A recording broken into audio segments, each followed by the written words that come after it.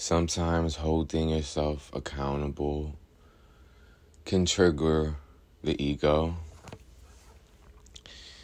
and makes, anyone just feel overwhelmed with confronting perhaps things that, one has to improve on or change, right? Sometimes it's triggering for us to acknowledge those things, and it could shut us off. And with that said, a lot of people operate off of not being aware for this reason. It's overwhelming to be aware. And you have to have some sort of strength in order to remain aware, because the things that you will learn in the state of awareness might gag you or, throw you for a loop or, shake your world up a bit. And, it could feel traumatic. It could feel devastating. Things that you idealize, perhaps, coming to reality checks where you're like, oh, maybe I don't idealize the same things anymore. Now what? Or finding reasons why you shouldn't idealize certain things, coming to those certain conclusions and understandings and breakthroughs, it's very important, but you won't really take note of your mental progression if you don't, actively exercise awareness. No matter how devastating or overwhelming it could feel. Sometimes we get overwhelmed because we see what we have to do at hand, and maybe perhaps it feels night and day to change, right? So it feels overwhelming to accept a new concept into your reality. Perhaps maybe your energy isn't always as lit in certain environments, and you're having to take note of that or something and understand, okay, my energy, it's rubbing off at all times. Let me always keep it in check. Or it could be little things that you maybe overlooked, the frequency that you hold at all times and how it affects your environment regardless of what's said or not, right? That's something to consider. Or and then actively exercising, being present if you are someone who tends to fall into the mind constantly, right? Especially if, you have a lot of air in your astrology chart. If, you guys are tuned in with the astrology on, on a deeper level, there's layers to that shit. But, mental busyness can clutter, the state in which you focus in on the moment, right? Constantly, just staying in the moment and maneuvering the moment, right? Not just being in the moment and observing the moment because you're so mentally driven, but perhaps actively, exercising, what your awareness is bringing to you and what you want to do next, really taking control of your life in that regard.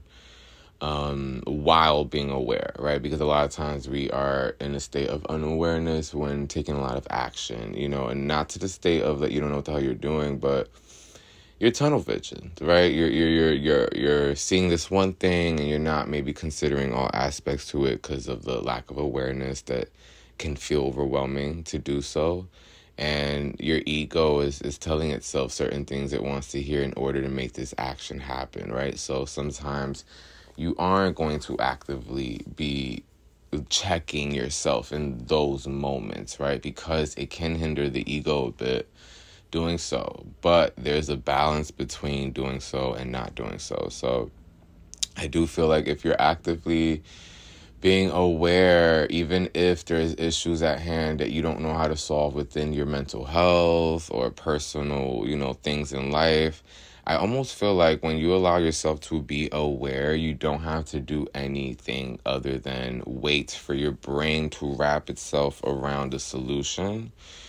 And you have to be okay with not receiving that solution right this second. It can take days, weeks, months, depending on, the issue at hand, and kind of accepting that you don't know when it's going to be fixed, but you will keep your awareness there, right? Because I think once you become aware of something and you can accept it, that's another aspect of awareness, accepting what you see or receive within your consciousness, like not denying certain truths that kind of gag you a little bit because you don't want to hear it, and maybe you shut it off, like really not letting yourself do those type of things, and just kind of being that real with yourself is very essential. But, it's something I realize not a lot of individuals do, and that's kind of why I wanted to talk about it a bit. Perhaps it's not in everyone's awareness because of the overwhelming emotions that come about when doing so, and perhaps the mind is going to shut it off because it feels very anxiety driven, right? It feels fearful, it feels unsecure, unsafe, unsure, not knowing what the hell is going to happen next, right? Like, well, it's not feeling in control completely. All these things can feel overwhelming, and then when there's a certain mental issue at hand that maybe you were not aware of within yourself, now you're like maybe looking at yourself a certain way, and you shouldn't be overwhelmingly harsh with yourself because you're becoming aware of something that you wish you were aware of before. Forgive yourself for not knowing better. You were not supposed to know better in the past. Perhaps you had other things at hand that you were dealing with. You would definitely be overwhelmed if you were thrown everything, your whole workload, your whole desk load, right? That you have to basically database. If you think about the mind, it's like things come into it's the forefront of the mind that kind of have to do with the concerns that we should be concerned about, because that's kind of like what our spirit will do within our bodies. And it's really mind, spirit, body, really having those three like cohesive in terms of its communication within each other, like having an understanding overall that you have control, but there's moments where you have to see where you have to surrender that control, because there's probably something higher than you and in effect to doing some things, like when the universe wants to do its thing, it's going to do its thing, and you cannot stop the universe. You kind of have to see where the universe is trying to guide you or lead you, and kind of like read into it, like kind of like having a dog. You can't speak to a dog, right? Like, although you can speak to the universe and you'll get insight, sometimes you have to read the body language of the universe in a weird way, like you would a dog. Kind of like you can sense when your dog needs certain things. There's a certain look, or you start to develop some sort of almost like a telepathy type of dynamic with your dog, as you should with the universe, because you should be that like invested in the universe the way you would love a dog, and I make a dog an example because I think in today's age it's very easy for people to wrap their brains around the connection to universe. If I kind of like bring up a dog, just because a big factor of a dog is that they don't speak, right? So a lot of it is reading in between the lines, right? Reading in between the little nuances of what is the universe trying to get at, right? So when your dog is like looking at you a certain way, maybe nodding towards the door, like walk me, there's certain little things that are like, I know what you want out of me right now. Maybe they start licking their mouth because they're hungry, right? Like my dog would start like feed me, like little things like that. Like that's an obvious body language, but what I'm trying to say is certain things that the universe does in front of our face is very obvious. But because we don't hear the exact words come from someone else's mouth, we think we're crazy for thinking it, or we're not sure we should really think it because it feels far-fetched, but is it, right? So I think the overwhelmingness of the information coming into our consciousness makes us feel that way.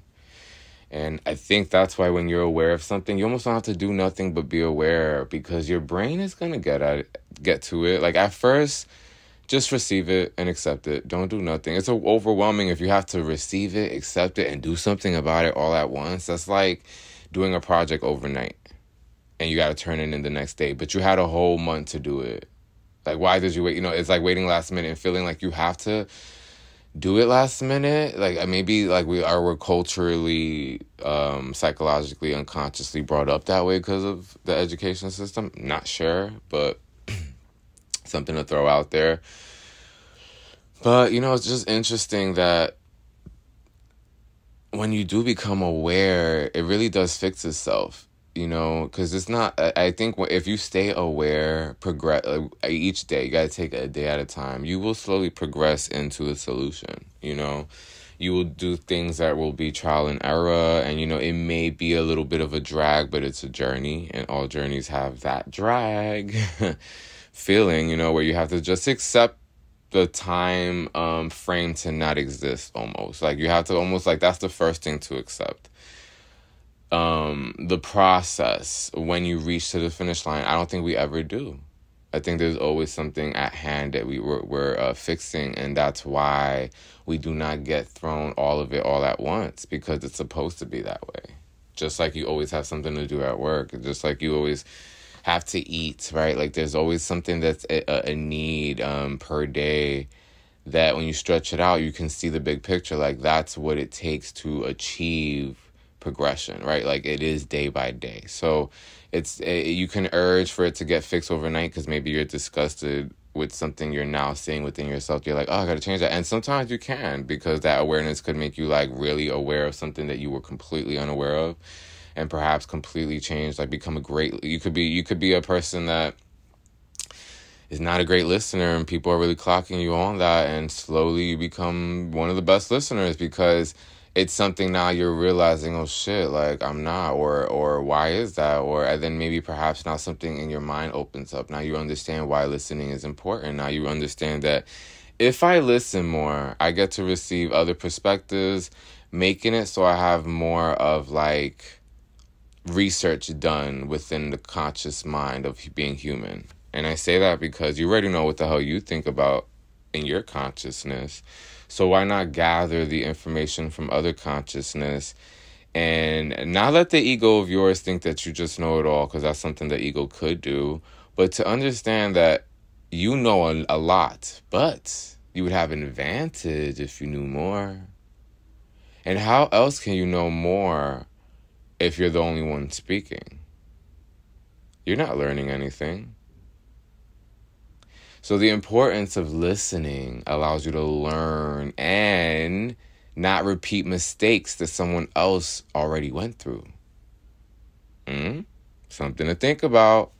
Why? Okay, think about this. If you're just in your own world and you never listen to people's experiences, most likely you'll probably repeat a lot of experiences that are probably like unnecessary and that you didn't have to experience had you listened to your friends or more people speak on their life, right? Because then you can assess their situation from an outside standpoint and make your own assessment as to what is right in the situation, because now you're looking at it from an unbiased standpoint, lending the perspective so that when you're in the same situation with a person in your personal life, let's say you and a person you're dating, now that you heard the story that your friend told you about the person that they're dating and the dynamic, now when you encounter a similar dynamic that you never encountered but your friend did, and now they kind of gave you like a heads up on that type of encounter. But was it intentional that they gave you a heads up on that encounter? No, they were just sharing their day. And that's the importance of listening. Ever since I knew that, and I kind of, I guess, made that aware to myself, I've been a great listener, and I don't really say too much sometimes, because I know what I know, right? Also, it also places value when you do speak, if you don't speak that often, because then when you do speak, it's a value. You don't always speak, people are gonna be like, oh wait, this person's talking, But that's just basically what I wanted to get at when it came to awareness and the power of being aware, and why we should all exercise it way more, and if not all the time,